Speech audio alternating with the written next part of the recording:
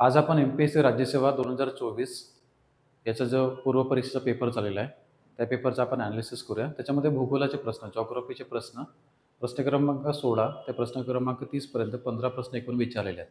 म्हणजे 30 मार्काचं वेटेज आहे. प्रत्येक राज्यसेवेला भूगोलाच्या 30 मार्काचेच वेटेज असतात. त्याच्यामध्ये physical geography, social economic geography, then India, world आणि महाराष्ट्र, भारत, जग आणि महाराष्ट्र भूगोल असे एकूण पूर्ण सरासरी 30 प्रश्न म्हणजे 30 मार्कांचे प्रश्न असतात. 15 प्रश्न आलेले आहेत.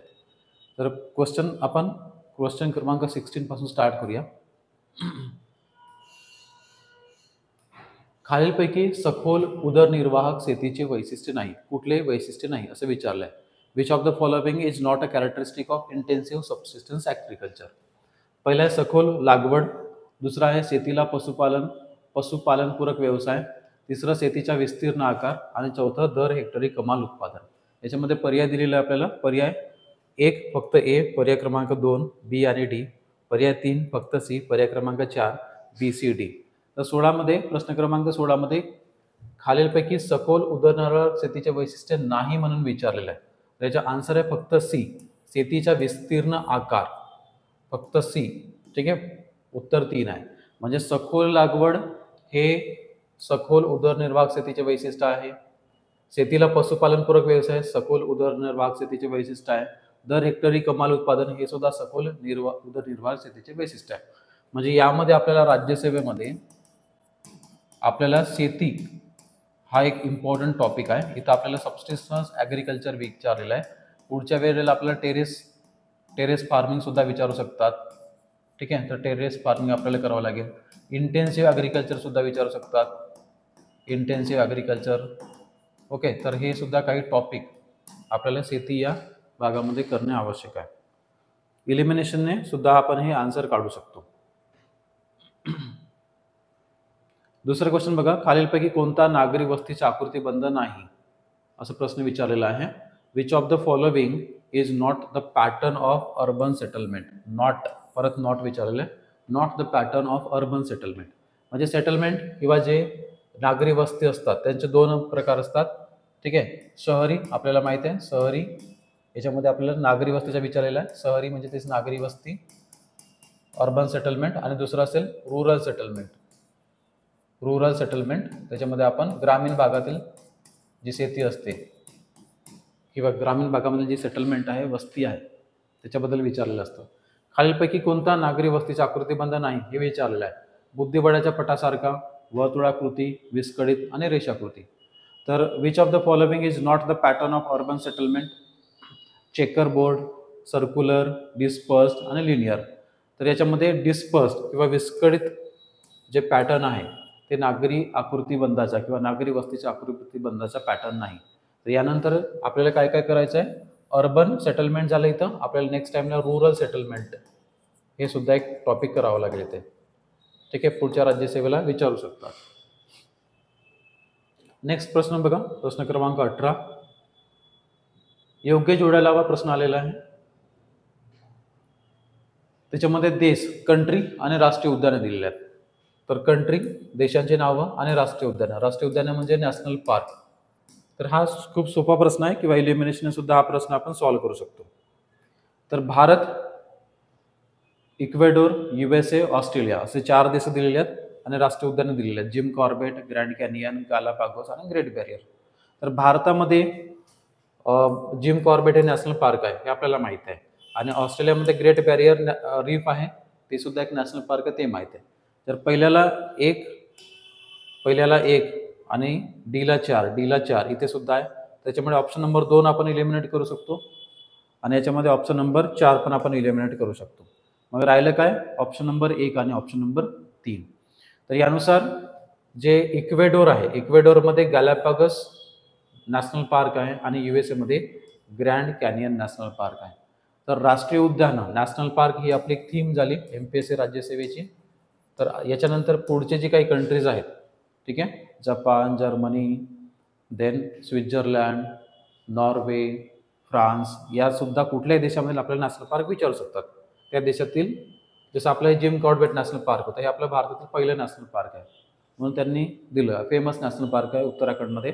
तसं आपल्याला पूर्ण नॅशनल पार्क इथं करणे गरजेचं आहे. देन हेतवणे प्रमुख जलसिंचन योजना खालीलपैकी कोणत्या जिल्ह्यात स्थित आहे? म्हणजे in which district is the Hetwane major irrigation scheme is located. जिल्ह्यांची नावं दिलेली आहेत. सिंधुदुर्ग जिल्हा, सातारा जिल्हा, देन बीड जिल्हा आणि रायगड जिल्हा.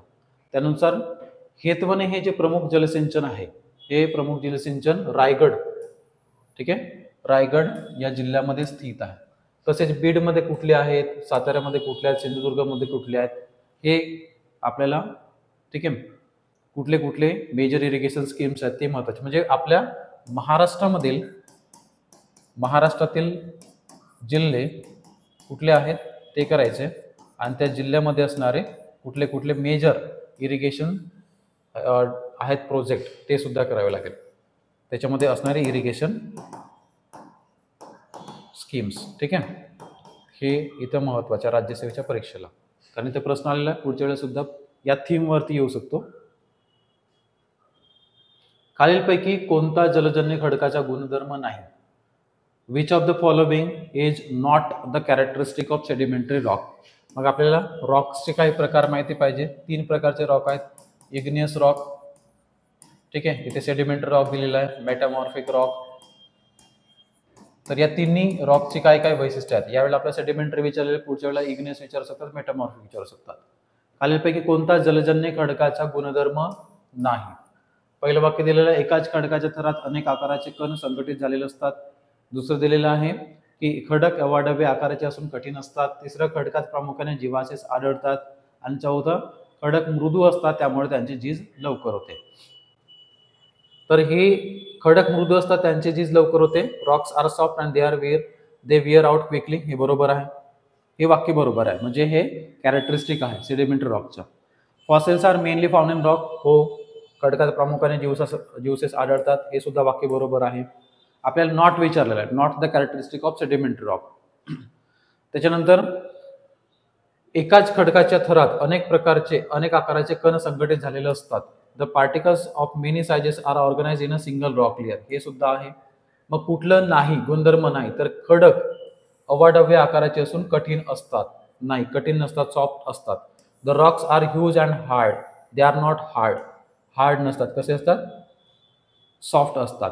तर आन्सर काय असेल याचे? आन्सर नंबर 2, ठीक आहे, उत्तर क्रमांक 2 आहे याचं. देन प्रश्न क्रमांक 21, भारतातील जनगणना वर्ष व मृत्यूदर यांच्या योग्य जोड्या लावा.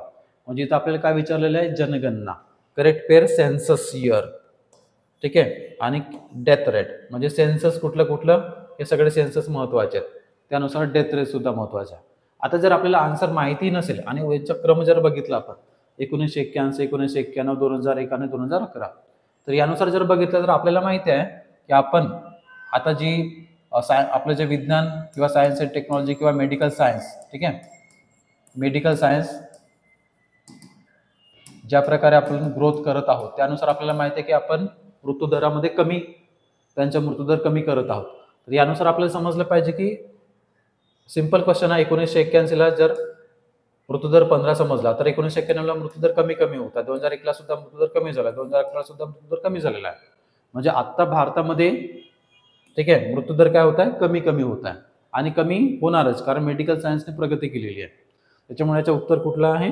1, ठीक आहे. 1981 ला 15, 1991 ला 11, 2001 ला 8 आणि 2011 ला 7.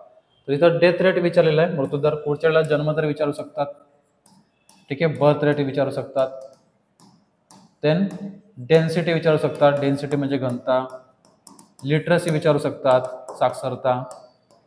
तर हे जनगणना म्हणजे सेन्ससमध्ये हे एवढं करणं महत्त्वाचं आहे. ओके, सेन्सस 2011 ची सेन्सस महत्त्वाची आहे. प्रश्न क्रमांक 22, विखुरलेल्या वसाहतीची खालीलप्रमाणे वैशिष्ट्ये आहेत. Disperse settlement have the following characteristic. डोंगराळ भागात गवताळ प्रदेश, दाट जंगलाचा प्रदेश, येथे प्राकृतिक व पर्यावरणीय प्रतिकूलतेमुळे विखुरलेली वसाहती आढळते. दुसरं, बी, या वसाहतीमध्ये घरांची रचना ही एकाकी स्वरूपाची असते. सी, नदी, डोंगर रांगा, रेल्वे आणि रेल्वे मार्ग इत्यादींमुळे घरांचे समूह परस्परापासून दूर अंतरावर असतात. मैदानी भागात तसेच सुपीक मृदेच्या भागात भारतात या वसाहती आढळतात. तर प्रश्न क्रमांक 22 मध्ये जे उत्तर आहे डोंगराळ भागात गवताळ प्रदेश, दाट जंगलांच्या प्रदेश इथे प्राकृतिक आणि पर्यावरणीय प्रकृतीमुळे विखुरलेली वस्ती आढळते. बरोबर आहे. आणि या वसाहतीमध्ये घरांची रचना ही एकाकी स्वरूपाची असते. हे सुद्धा वाक्य बरोबर आहे. त्याच्यामुळे उत्तर क्रमांक 2 आहे. तर यामुळे वस्ती, ठीक आहे, वस्त्यांची वसाहतींचे प्रकार हे इथं थीम आहे आणि हे थीम आपल्याला करावं लागेल. ठीक आहे. त्याच्यानंतर कुठल्या कुठल्या वसाहतींचे प्रकार आहेत ते सुद्धा करणे महत्वाचं आहे. प्रश्न क्रमांक 23, खालीलपैकी कोणती सिंधू नदीची उपनदी नाही? याच्यामध्ये सिंधू नदी विचारलेला आहे, उपनदी नाही. पुढच्या वेळेला आपल्याला इंडस म्हणजे ही सिंधू नदी आहे, तसं गंगा आणि तिसरी कुठल्या ब्रह्मपुत्रा, या तिन्ही नद्या यांच्या उपनद्या करणे महत्वाचं आहे. तसंच महानदी गोदावरी, कृष्णा, कावेरी, नर्मदा, तापी या नद्यांच्या उपनद्या माहिती पाहिजे. यामध्ये कोणती नदी उपनदी नाही? तर सोन ही उपनदी नाही. तर चिनाब, बियास, रावी जे आपण पंजनाद म्हणतो, ठीक आहे, पंजनाद, त्याच्यामध्ये 5 नद्यांचा समावेश होतो. कुठल्या कुठल्या? झेलम, चिनाब, रावी, बियास, ओके, आणि सतलज. तर त्या या पंजनाद आहेत ज्या सिंधू नदीच्या म्हणजे इंडस नदीच्या उपनद्या आहेत.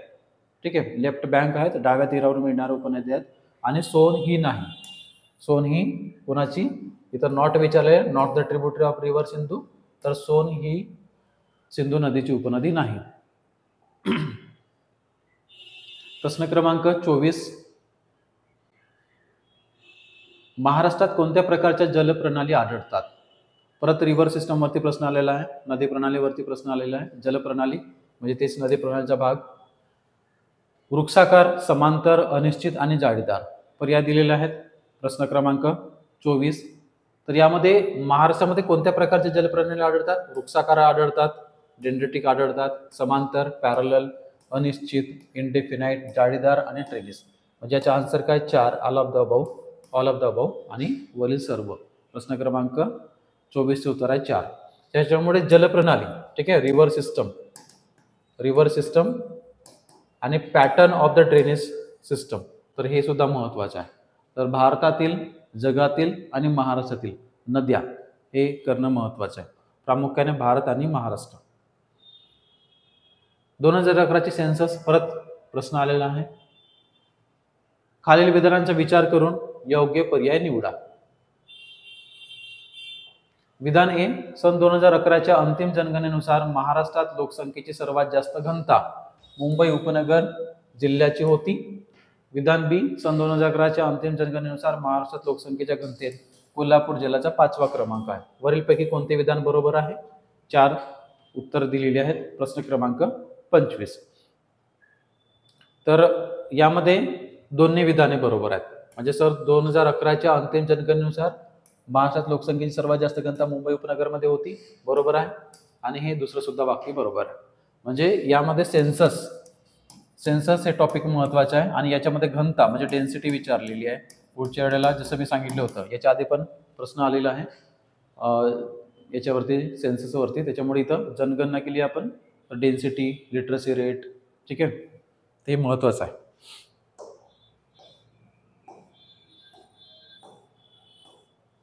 प्रश्न क्रमांक 26, खालीलपैकी कोणते विधान चुकीचे आहे?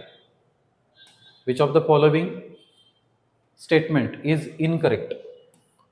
अरबी समुद्रात लक्षद्वीप बेट समूह आहे, चुकीचे विचारलेलं आहे, तर आहे. ठीक आहे, भारत माहिती आहे आपल्याला, इंडियाच्या वेस्टर्न साईडला अरबी समुद्र, अरेबियन सी. ठीक आहे, भारताच्या पूर्वेला बे ऑफ बेंगॉल, बंगालची खाडी. तर अरेबियन समुद्राच्या दक्षिणेला इथे लक्षद्वीप आयलँड्स आहे आणि बे ऑफ बेंगॉलच्या दक्षिणेला अंदमान निकोबार आयलँड्स आहे. तर अरबी समुद्रात लक्षद्वीप बेट समूह आहे, हे वाक्य बरोबर आहे. भारताची सागरी सरहद किनारपट्टी 12 नाविक मैल आहे. India's maritime boundaries 12 nautical mile from the coast, हे सुद्धा वाक्य बरोबर आहे. ठीक आहे, कारण UN clause, united nation convention on law of the sea, यानुसार हे स्टेटमेंट बरोबर आहे. बंगालच्या उपसागरात अंदमान निकोबार बेट आहे. बघा, बंगालच्या उपसागरामध्ये हे अंदमान आणि निकोबार बेट आहे आणि लक्षद्वीप बेट आहे. तर हे सुद्धा वाक्य बरोबर आहे. मग खालीलपैकी कोणते विधान चुकीचे आहे? तर भारताची पाकिस्तान व बांगलादेश बरोबर भूसीमेची नैसर्गिक सरहद्द आहे, नाही. India has a natural land boundary with Pakistan and Bangladesh, no. तर हे स्टेटमेंट चुकीचे आहे. तर आन्सर क्रमांक काय येणार याचं? 4. This is the answer. 4th is the answer. तर हे छोटे छोटे वाक्य जे असतात ते थोडंसं महत्त्वाचे आहेत. पुढील कोणत्या घटकांच्या माध्यमातून मासेमारी विकास कार्यक्रम राबवला जातो? प्रश्न क्रमांक 27. तर याच्याबद्दल बघा, भारतीय मत्स्यपालन सर्वेक्षण, हो बरोबर आहे, या माध्यमातून मासेमारी विकास कार्यक्रम राबवला जातो. प्रश्न क्रमांक 27 दुसरं वाक्य दिलेलं आहे, राष्ट्रीय मत्स्यपालन विकास मंडळ, यस, हे सुद्धा वाक्य बरोबर आहे. मासेमारी बंदरांचा विकास, हे सुद्धा वाक्य बरोबर आहे. चुकीचे काय? तर मांस बाजारपेठ. मांस बाजारपेठ हे विकसित करून देत नाही. मग कुठे आहे? डी इथे आहे, डी इथे आहे. आपण इलिमिनेट केला. आणि ए आणि बी कॉमन आहेत, हे बरोबर वाक्य आहेत. मग सी वरती प्रश्नामध्ये आपल्याला विचार करावा लागेल.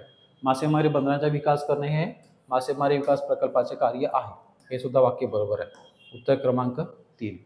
तर मासेमारी म्हणजे फिशरीज, ठीक आहे ना, फिशिंग, फिशरीज, मासेमारी हा ॲग्रिकल्चर रिलेटेड टॉपिक आहे, शेती रिलेटेड टॉपिक आहे. आणि हा सुद्धा टॉपिक किंवा हे थीम आपल्या MPSC राज्यसेवेला महत्त्वाचे आहे. खालील दिलेल्या पर्यायातील संयुक्त संस्थांतील सर्वात लांब नदी कोणती? बघा, रिव्हर सिस्टमवरती परत प्रश्न आलेला आहे. आधी भारताचे रिव्हर विचारलेले होते नद्या, आता इथे जगाचे विचारलेले आहे. त्या जगामध्ये आपण संयुक्त संस्था, which is the longest river in the United states from the options below. तर याच्यामध्ये आपल्याला बघावं लागेल 28, क्वेश्चन नंबर 28 मध्ये मिसिसिपी ही जी नदी आहे, मिसिसिपी रिव्हर ही लॉंगेस्ट रिव्हर आहे, ठीक आहे. मग तुम्हाला इथं या सर्व नद्यांच्या लेंथ किती आहेत ते फाइंड आउट करायच्या. आणि परत बाकीचे जे देश आहेत जसं Australia, Japan, Germany, Switzerland, France, युरोपमधील काही देश, यांच्यामध्ये काही ज्या महत्त्वाच्या लांब नद्या असतात त्या आपल्याला माहिती असणे आवश्यक आहे. प्रश्न क्रमांक 29, खालीलपैकी कोणती विधाने महाराष्ट्राच्या बाबतीत 2011च्या जनगणनेनुसार बरोबर आहेत? In relation to the Maharashtra, which of the statement are true as per the 2011 census. 2011चे सेन्सस परत प्रश्न आलेला आहे, 2011च्या जनगणनेनुसार परत प्रश्न आलेला आहे. लोकसंख्येत महाराष्ट्राच्या देशात दुसरा क्रमांक आहे. प्रश्न क्रमांक 29, हो बरोबर आहे. पहिला क्रमांक कोणाचा आहे? उत्तर प्रदेशचा आहे. दुसरा क्रमांक कोणाचा आहे? महाराष्ट्राचा आहे. घनता प्रति चौरस किलोमीटर 365 आहे. डेन्सिटी 365 पर स्क्वेअर किलोमीटर, बरोबर आहे. साक्षरता महाराष्ट्राची 82.91% आहे, हे सुद्धा वाक्य बरोबर आहे. आणि लिंग गुणोत्तर 925 आहे, हे सुद्धा महाराष्ट्राच्या बाबतीत 2011च्या जनगणनेनुसार वाक्य बरोबर आहे. म्हणजे वरीलपैकी सर्व वाक्य बरोबर आहेत. तर 2011ची जनगणना, census, this is very very important for our MPSC Rajyaseva examination. Next प्रश्न,